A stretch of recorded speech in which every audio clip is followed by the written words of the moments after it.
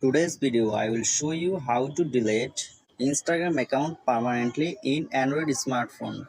In this way it's very easy, so follow me step by step, don't skip video.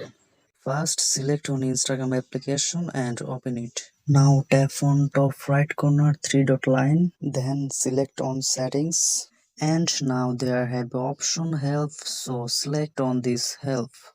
Now go on Help Center. Now at the top right corner there have another three-line menu bar icon. Select on it and select on Manage Your Account. Now you can see there have a option Delete Your Account. You need to select it and select on Delete Your Instagram account. Scroll and select on Mobile Browser Help.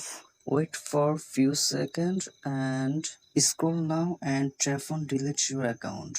Now there have a option why do you want to delete your Instagram account.